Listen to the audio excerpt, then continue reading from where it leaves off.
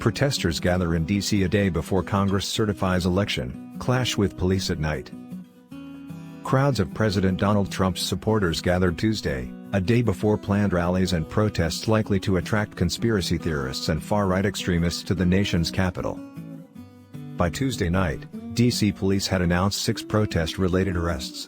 The Metropolitan Police Department made 5 arrests, 3 men, 2 women, with charges ranging from carrying a pistol without a license to assault of a police officer.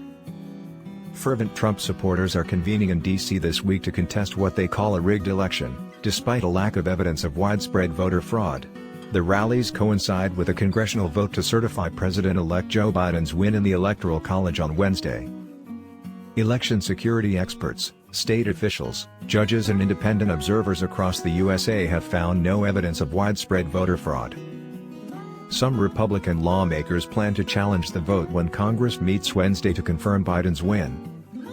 Though the attempt is certain to stir debate and draw out what would otherwise be a procedural vote, their efforts aren't likely to change the results of the election. According to the MPD on Tuesday night, one man was arrested on charges of no permit, another was arrested for carrying a pistol without a license, carrying a rifle or a shotgun outside home or business, possession of a large-capacity ammunition-feeding device, unregistered ammunition, unregistered firearm, and possession of fireworks, and a third man was arrested on a charge of assault on a police officer.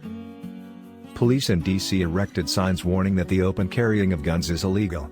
Mayor Muriel Bowser urged residents to avoid the area Tuesday and Wednesday, and National Guard troops will support police officers. As Trump supporters began gathering in Washington, D.C., for demonstrations in support of President Trump's efforts to stay in power despite his loss in the presidential election, opponents, including Black Lives Matter groups, said they intended to steer clear of confrontations and avoid potential violence that has public officials worried. Other racial justice groups in D.C. indicated a similar position. A representative for Shutdown D.C. said in a direct message on Instagram that we are encouraging people to keep themselves safe, whatever that means for them.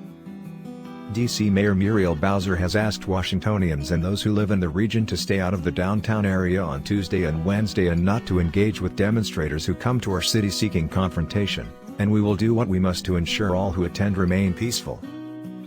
Congress will certify the Electoral College results on Wednesday, which is the last step in the transition of power from Donald Trump to Joe Biden before the January 20 inauguration.